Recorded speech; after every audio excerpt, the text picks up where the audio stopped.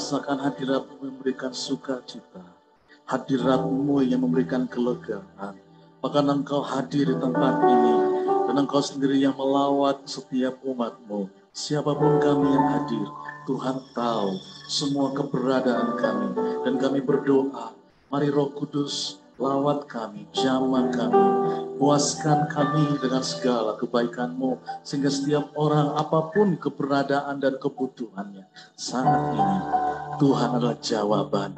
Yang lemah dikuatkan, yang sakit disembuhkan, yang terikat dilepaskan, yang berbeban berat mengalami kelegaan yang daripada Allah.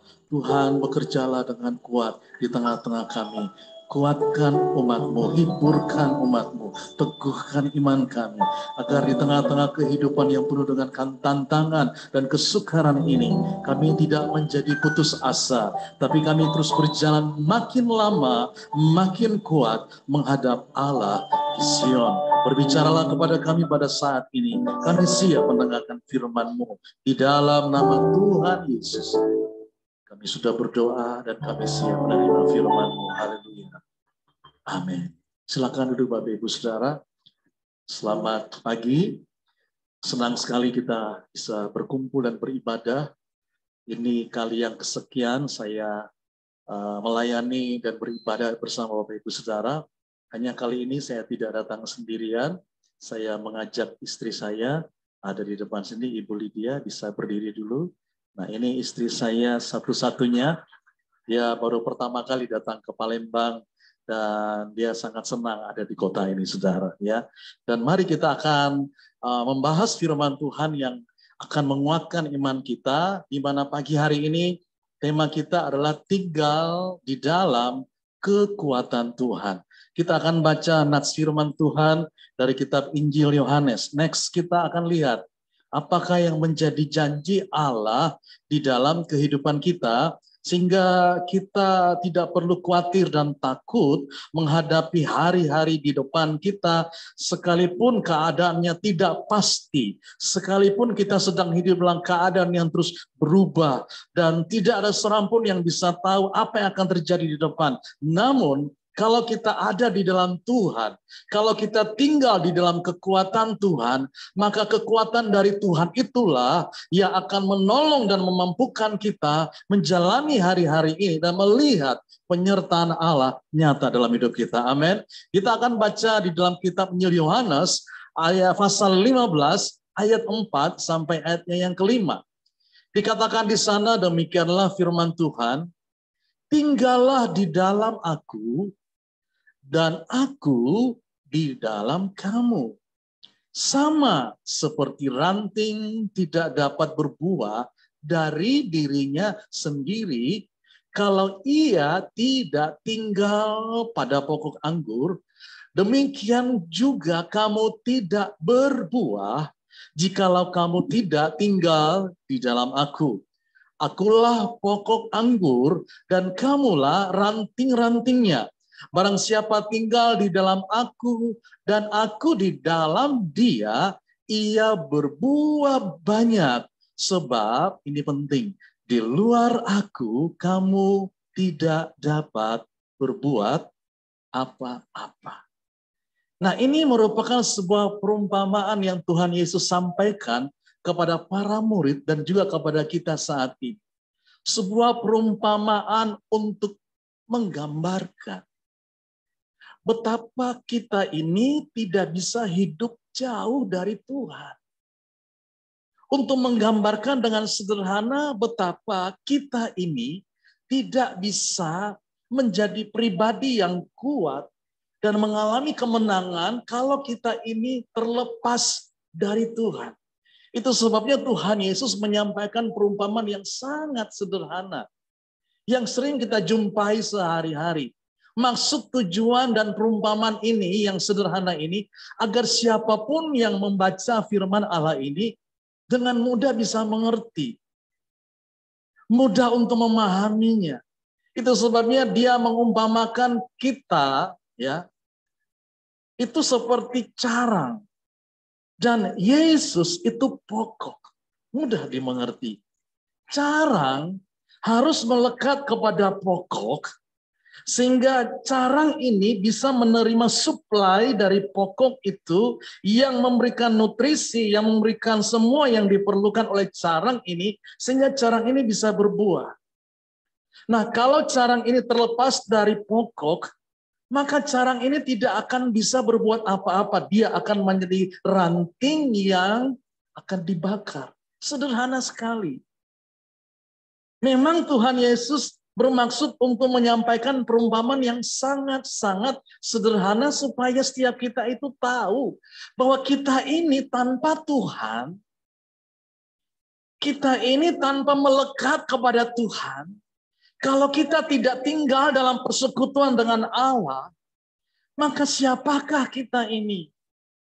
Kita ini makhluk yang terbatas. Kita tidak punya kekuatan yang sangat banyak. Kita bukan Superman.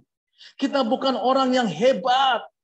Sehingga kita bisa kuat menanggung masalah yang bertubi-tubi datang di dalam kehidupan kita. Kita ini tidak bisa mengalami damai sejahtera, sukacita. Kita tidak bisa mengalami kehidupan yang sesungguhnya kalau kita itu tidak melekat, menetap. Menetap artinya selama-lamanya. Itu tinggal. Kalau cuma sementara, ya sekali-sekali tinggal dalam Tuhan, setelah itu keluar lagi. Itu namanya bukan tinggal. Sama seperti orang tinggal di rumah, dia harus tinggal. Tapi kalau hanya sementara, artinya dia kos. Kalau sudah selesai kos-kosannya, dia akan cari kos yang lain. Itu sementara. Tapi Tuhan menggambarkan hidup kita harus tinggal, melekat. Saudara, saya percaya Tuhan punya maksud yang sangat penting. Kenapa kita ini harus melekat, harus tinggal, dan tidak boleh jauh dari Tuhan. Karena kita tahu bahwa kita ini tidak bisa mengendalikan apa yang ada di sekitar kita. Kita tidak punya kemampuan untuk menghandle, untuk mengendalikan semua situasi yang ada di sekitar kita. Siapa yang bisa mengendalikan pandemi ini? Siapa yang bisa mengatur dan mencoba mengendalikan sehingga tidak ada orang yang terkena? Enggak ada. Kita tidak punya kemampuan, artinya kita makhluk yang terbatas. Siapa yang bisa mengendalikan krisis yang terjadi akibat dari pandemi ini, masalah ekonomi dan pekerjaan? Tidak ada seorang pun yang bisa mengendalikan. Dan kalau kita tidak hati-hati, saudara, maka kita akan hidup di dalam yang namanya ketakutan. Kita hidup dalam yang namanya kekhawatiran. Kita menjadi orang yang tidak bisa menikmati hari-hari kita karena hati dan pikiran kita selalu mengalami tekanan. Kita mikir, gimana usaha saya? Gimana masa depan keluarga saya? Gimana anak-anak saya? Dan kalau kita mikir, saudara, dan kita merasa kita nggak mampu, kalau kita nggak kuat, itu bisa stres, saudara. Sehingga beberapa waktu belakangan ini banyak orang yang datang kepada saya, WA saya dan kata, Pak, tolong kuatkan saya, Pak. Tolong doakan saya, supaya saya kuat. Yang saya perlu kuat, Pak. Karena Bapak tahu sendiri, keadaan seperti ini seringkali melemahkan hati saya. Melemahkan iman saya. Pak, tolong doakan saya agar saya kuat. Saudara, memang kita perlu kuat hari-hari ini. Tapi dari mana sumber kekuatan kita? Ada banyak orang belum menyadari bahwa mereka membutuhkan Tuhan dalam hidup mereka. Ada banyak orang belum menyadari bahwa mereka membutuhkan kekuatan daripada Allah. Kenapa? Sedikitnya ada 4 alasan. Next. Ada 4 alasan. Kenapa orang sulit atau enggan untuk mengandalkan kekuatan Tuhan? Yang pertama, mereka berhasil dengan memiliki harta dan kekayaan. Dan dia berkata, tanpa Tuhan pun saya bisa berhasil. Tanpa Tuhan pun saya bisa kaya. Sehingga orang merasa, buat apa mengandalkan Tuhan kalau dengan kekuatannya sendiri dia mampu memperoleh harta yang banyak, kekayaannya yang banyak. Banyak orang belum menyadari, mereka berpikir bahwa dengan memiliki harta dan kekayaan mereka mampu kuat untuk menghadapi setiap persoalan dalam hidup mereka. Padahal Alkitab mengingatkan dan menasihati di dalam 1 Timotius pasal 6 ayat 17 dikatakan peringatkanlah kepada orang-orang kaya di dunia ini. Peringatkanlah. Agar mereka jangan tinggi hati dan jangan berharap pada sesuatu yang tak tentu seperti kekayaan. Melainkan pada Allah yang dalam kekayaannya memberikan kepada kita segala sesuatu untuk dinikmati. Ayat ini dengan jelas mengingatkan kita bahwa sia-sialah kalau kita hanya mengandalkan kekayaan kita. Karena satu kali waktu harta kita tidak akan cukup untuk membeli kesehatan kita. Sebanyak apapun uang kita tidak akan mampu membeli selera makan kita. Sebanyak apapun uang kita tidak akan mampu membeli kenikmatan tidur, saudara. Karena ini tidak bisa dibeli dengan uang. Kesehatan juga. Ada orang yang punya uang banyak, ketika dia sakit ternyata uang yang banyak, walaupun dokter yang terbaik, obat yang terbaik pun, dia pikir mampu menyelamatkan dia. Ternyata juga tidak bisa menjadi jawaban. Sehingga harusnya hari-hari ini orang mulai berpikir bahwa apa yang dia andalkan selama ini, yaitu harta dan kekayaan, sebenarnya tidak cukup kuat untuk membuat dia menjadi orang yang memiliki damai dan sukacita di dalam kehidupannya. Yang kedua, orang biasanya enggan untuk mengandalkan Tuhan dan kekuatannya karena merasa punya jabatan. Masih punya jabatan, masih punya koneksi, masih punya backing, saudara. Sehingga alih-alih mereka datang kepada Tuhan dan memohon perlindungannya, mereka nggak lakukan. Mereka akan lihat koneksinya siapa. Siapa yang sanggup menolong kita. Mengandalkan manusia. Dan saudara perhatikan, ini yang terjadi hari-hari ini. Ada banyak orang merasa bahwa dia punya koneksi, dia orang hebat, saudara. Peristiwa ini yang saya gambarkan ini, peristiwa yang sudah terjadi. Ada seorang ibu merasa anak jenderal, dengan semena-mena saudara berselisih dengan seorang ibu yang ternyata dia nggak tahu ini ibu daripada anggota DPR. Ternyata punya jabatan juga. Dia pikir kalau dia anak seorang perwira tinggi, pasti dia punya power. Ternyata dia berhadapan dengan orang yang sama-sama punya jabatan yang tinggi. Akhirnya apa? Media memblow up, memberitakan sehingga malu, saudara. Tapi inilah yang terjadi hari-hari ini. Dan saya berdoa, peristiwa ini harus menjadi pelajaran bagi kita untuk jangan sekali-kali kita merasa bahwa kita punya jabatan, kita merasa kita punya koneksi, kita merasa kita punya orang yang bisa menolong kita, dan kita melupakan Tuhan, kita tidak lagi mencari Dia, karena kita pikir dengan orang-orang ini kita bisa ditolong oleh Dia. Tapi juga yang ketiga, Bapak Ibu Saudara, orang enggan untuk mengandalkan Tuhan karena merasa pandai, cerdas. Ya, dia merasa sanggup mengatasi semua masalah. Dia merasa dia orang yang hebat. Dia punya pengetahuan, dia pandai, sehingga dia mulai menganggap rendah orang lain. Dan dia merasa dia bisa menyelesaikan setiap masalah dengan kepandaiannya. Padahal Alkitab tadi mengingatkan kita, di luar aku, kamu tidak dapat berbuat apa-apa. 1 Korintus 3 ayat 20 dikatakan, karena itu janganlah ada orang yang memegahkan dirinya. Sia-sia. Kalau kita memegahkan diri kita dengan semua yang ada pada kita. Kadang-kadang saudara, Tuhan itu mengizinkan banyak persoalan terjadi untuk menunjukkan bahwa kita ini nggak mampu. Untuk menunjukkan bahwa kita ini manusia yang terbatas. Sehingga membawa kita untuk mencari Tuhan yang sanggup menolong hidup kita. Ada banyak orang seringkali ditegur Tuhan melalui persoalan untuk menyadarkan dia agar dia jangan lagi mengandalkan kekuatan dan kepandaiannya, tapi merendahkan hatinya. Rendah hati untuk datang mencari Tuhan, bahwa dia tahu bahwa dia bukan apa-apa. Bahwa hanya Tuhan adalah Allah yang sanggup menolong kehidupan. Tapi ada banyak orang yang belum sadar. Itu sebabnya tugas kita adalah berdoa. Agar Tuhan berbicara, saudara.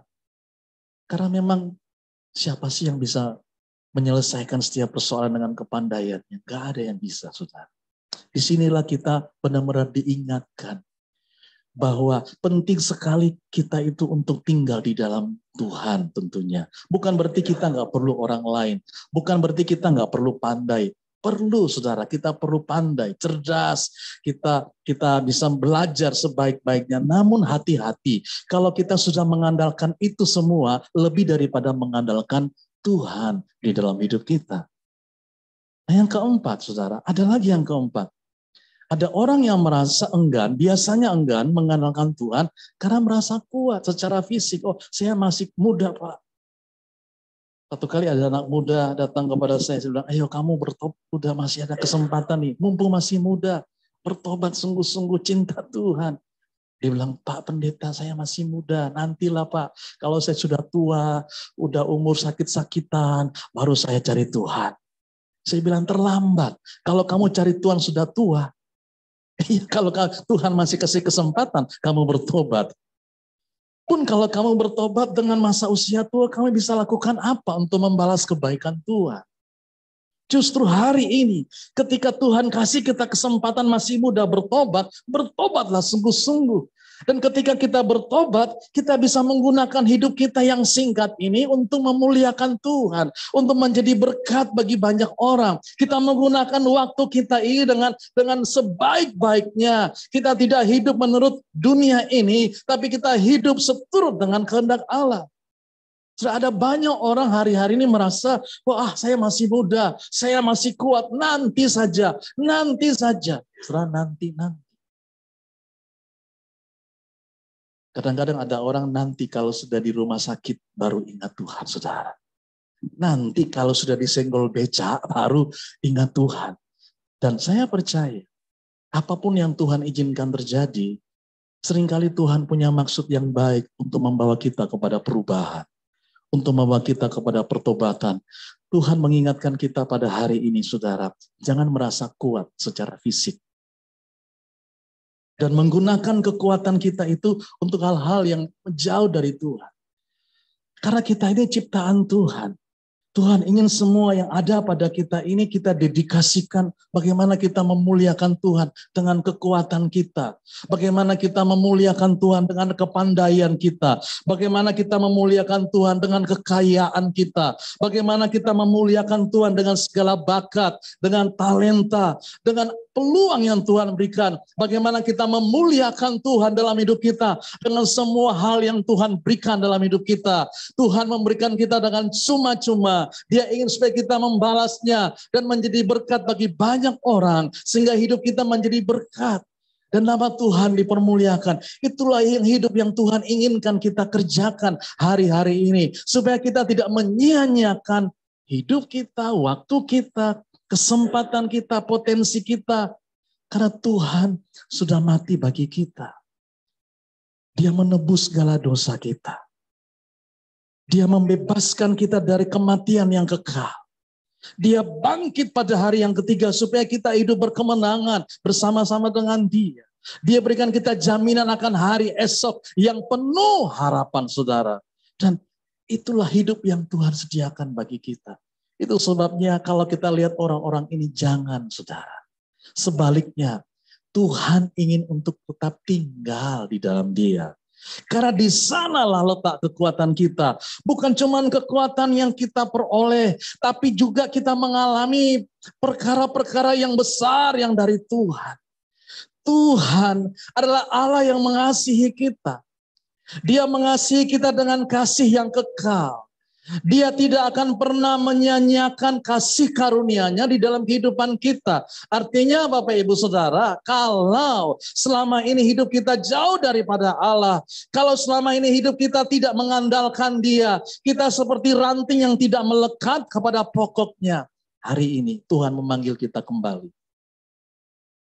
Tuhan memanggil kita. Jangan sia-siakan hidup kita. Jangan bertarung dalam hidup ini dengan mengandalkan kekuatan kita. Kita akan capek, kita akan stres. Lama-lama kita jadi orang yang kehilangan pengharapan. Tapi datang kepada Tuhan. Kembali kepada persekutuan dengan Tuhan. Jadilah orang yang cinta Tuhan sungguh-sungguh. Jadilah pribadi yang mengasihi Allah sungguh-sungguh. Jadilah orang yang mau melekat dan mengasihi Dia sungguh-sungguh. Jadi orang Kristen itu bukan cuma sekedar beragama. Jadi orang Kristen bukan cuma sekedar datang ibadah. Tapi Tuhan ingin kita diubahkan dari hari ke hari untuk semakin serupa seperti Kristus. Sehingga dimanapun kita berada, hidup kita jadi teladan bagi banyak orang. Hidup kita memberi inspirasi bagi banyak orang. Ini janji Tuhan bagi kita. Sebab aku yakin bahwa baik maut maupun hidup, baik malaikat-malaikat maupun pemerintah-pemerintah, baik yang ada sekarang maupun yang akan datang, atau kuasa-kuasa, baik yang ada di atas maupun yang di bawah, ataupun sesuatu makhluk lain, tidak akan dapat memisahkan kita dari kasih Allah yang ada dalam Kristus Yesus, Tuhan kita. Saudara, ayat ini merupakan sebuah ayat firman Tuhan yang memanggil kita untuk melihat betapa kasih Tuhan itu tidak berubah dalam hidup kita. Dia mengasihi kita. Artinya di pihak Allah, Dia adalah Allah yang senantiasa membuka pintu anugerahnya. Dia adalah Allah yang senantiasa membuka pintu kesempatan bagi kita untuk kita melekat lagi kepadanya, tinggal kepadanya, sungguh-sungguh dengan Tuhan. Karena Dia adalah Allah yang rindu agar hidup kita tidak menjadi kehidupan yang terpuruk. Kehidupan yang dari hari ke hari makin merosot. Jadi Kristen tapi Kristennya nggak ada sukacita, nggak ada damai, nggak mengenal Allah. Jadi Kristen tapi kita nggak mengalami kemenangan dalam hidup kita. Jadi Kristen tapi kita masih terikat. Jadi Kristen tapi kita nggak mengenal sungguh-sungguh firman Allah. Bukan Kristen seperti ini yang Allah mau, tapi suatu kekristenan yang sungguh-sungguh meneladani Kristus di dalam hidup kita. Di sana kita bisa mengalami persekutuan dengan Tuhan dan kita mengalami bagaimana Allah mendidik dan memperlengkapi hidup kita menjadi orang-orang yang dewasa di dalam Tuhan. Bapak Ibu yang dikasihi Tuhan, pagi hari ini Tuhan adalah Allah yang sangat mengasihi kita. Dia memanggil setiap kita untuk mengalami suatu kehidupan kekristenan yang tidak biasa-biasa saja. Dia ingin supaya kita sungguh-sungguh ya untuk melakukan bagian kita. Di sini dikatakan dari pihak kita dibutuhkan tindakan untuk membangun relasi yang akrab dengan Tuhan. Sebab carang itu nggak bisa buat apa-apa. Memang Allah adalah Allah yang penuh kasih. Tapi kita pun harus bertindak. Kita harus punya kemauan, kesungguh-sungguhan untuk melekat kepada Tuhan. Ada kesungguhan dari kita untuk mengenal Dia. Ada kesungguhan kepada kita untuk memahami isi hatinya di dalam hidup kita. Itu sebabnya Bapak Ibu Saudara, bagaimana kita bisa membangun suatu kehidupan yang kuat di dalam Tuhan. Kalau kita membangun relasi yang akrab, hubungan yang akrab, yang intim dengan Tuhan. Dan ini terbangun ketika kita membangun kehidupan sehari-hari. Setiap hari pasti kita akan membangun hubungan yang dekat dengan Tuhan.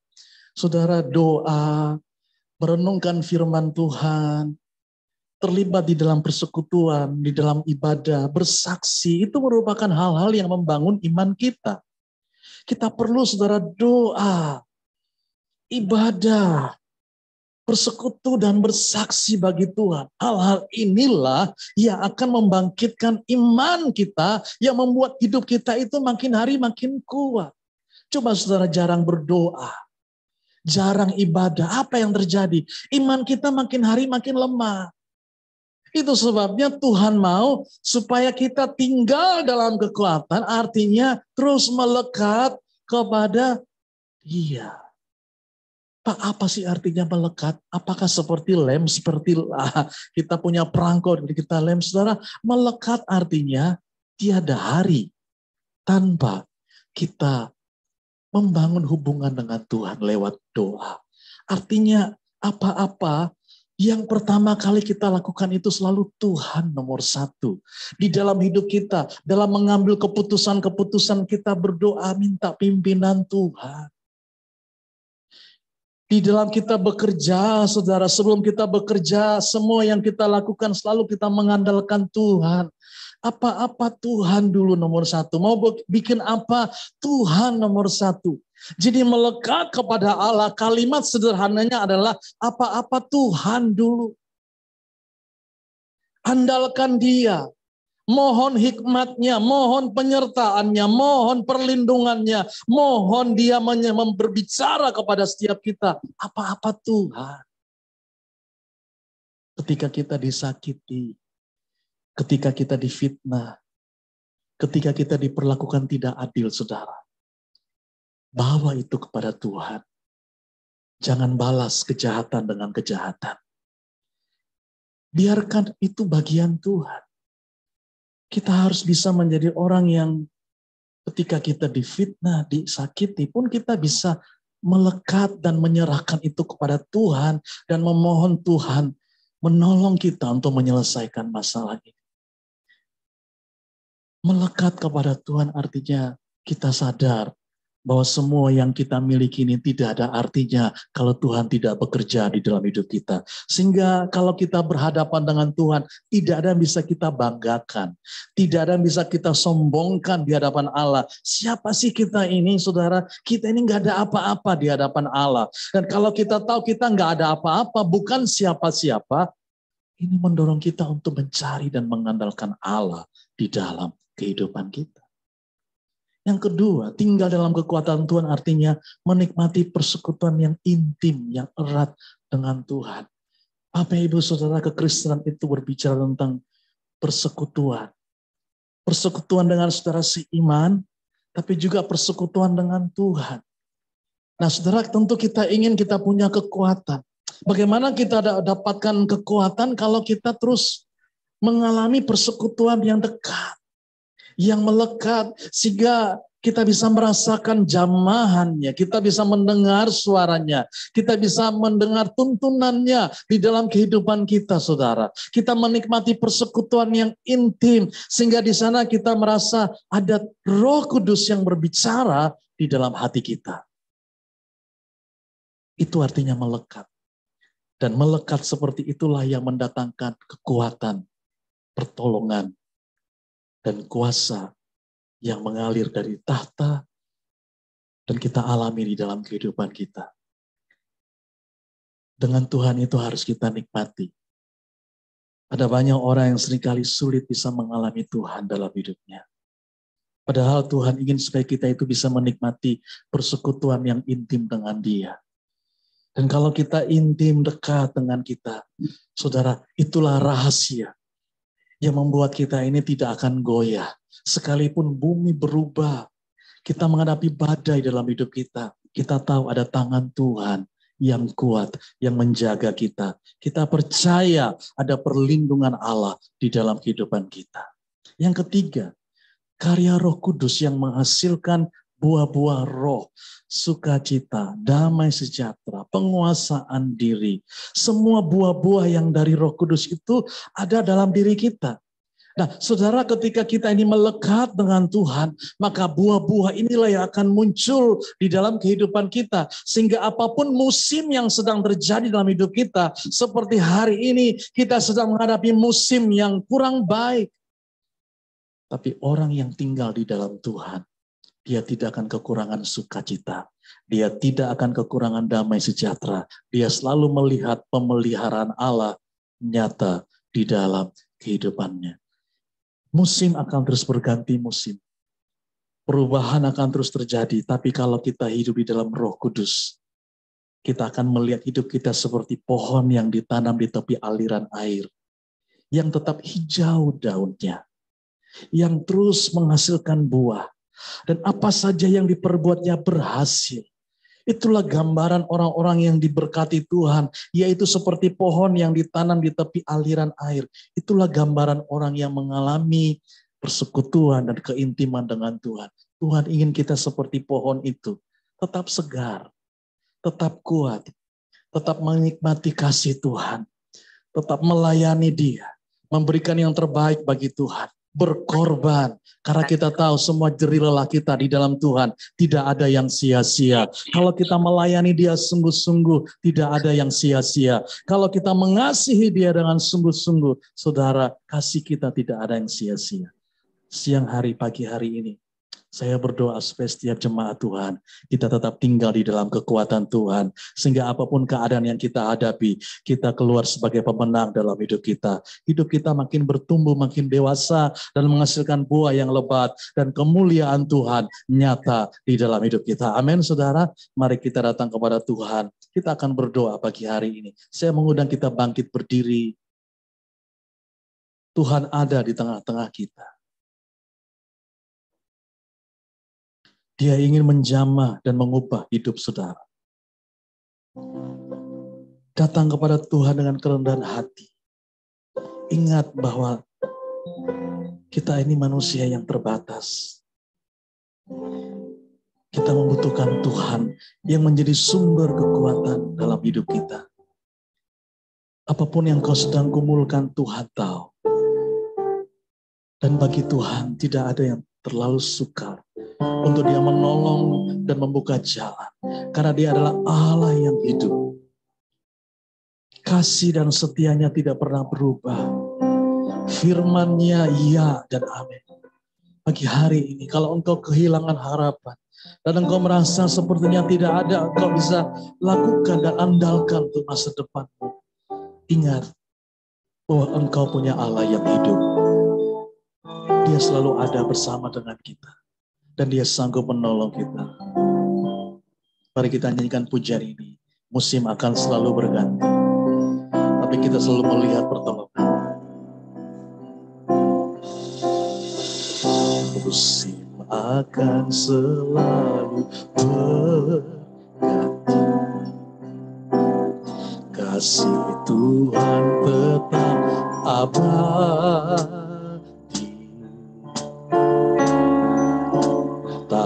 Akan berubah sampai selamanya.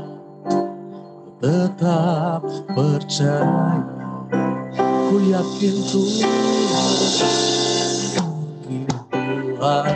memberkati, ku yakin Tuhan melindungi, yakin Tuhan melindungi burung di udara.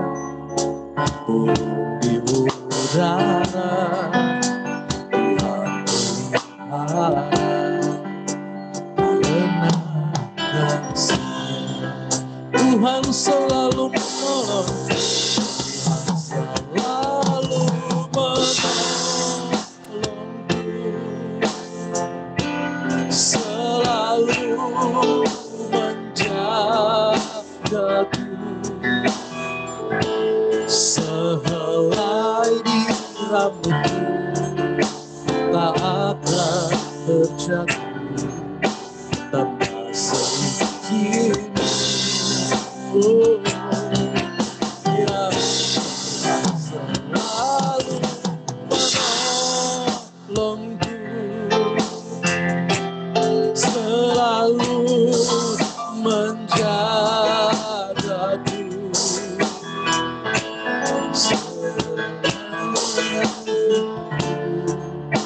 Dan mengharap seumur hidup.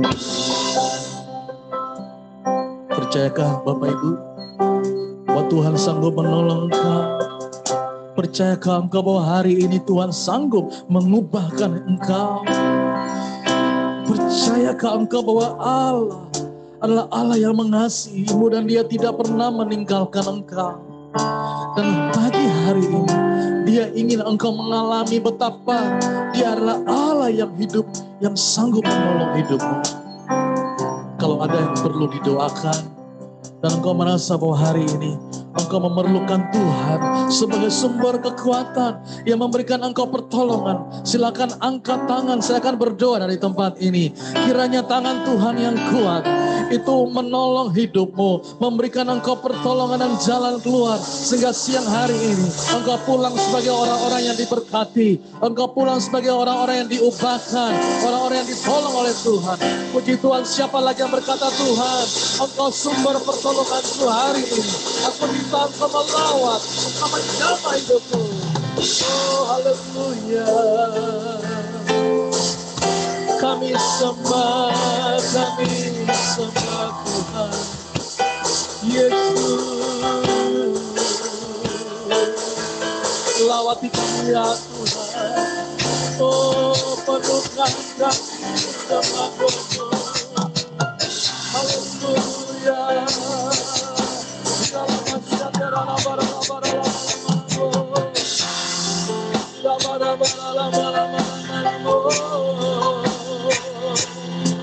Penuhkan kami dengan roh-Mu, dengan roh yang daripada Allah, setiap kami mengalami kekuatan yang baru. Haleluya.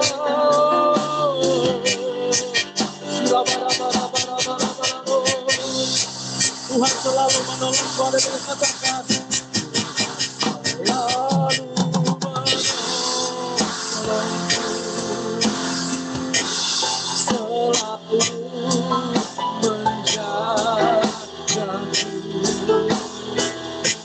selalu tak ada terjadi sedikit. Oh, haleluya. Tuhan selalu menolong,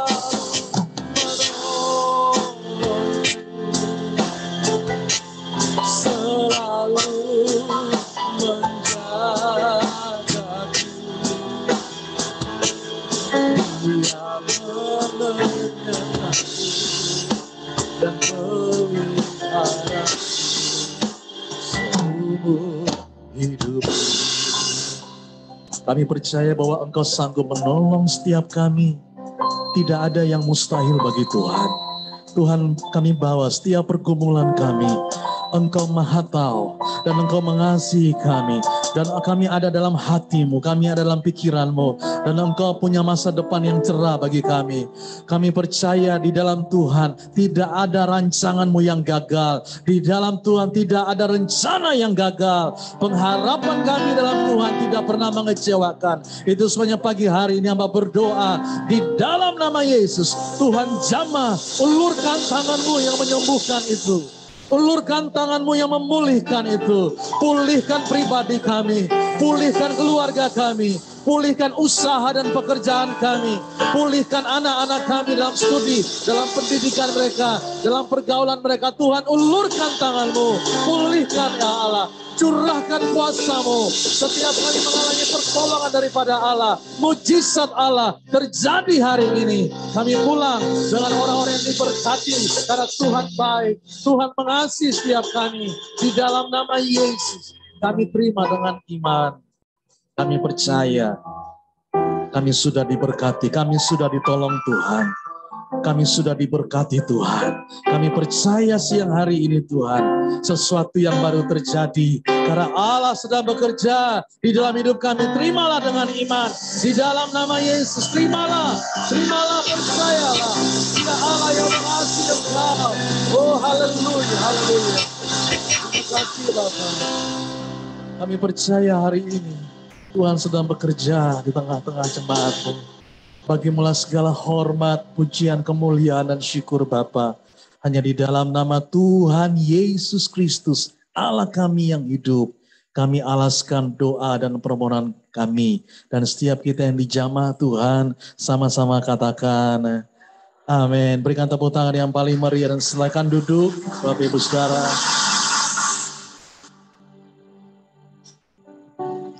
Terima kasih untuk firman Tuhan yang telah disampaikan. Tuhan Yesus memberkati.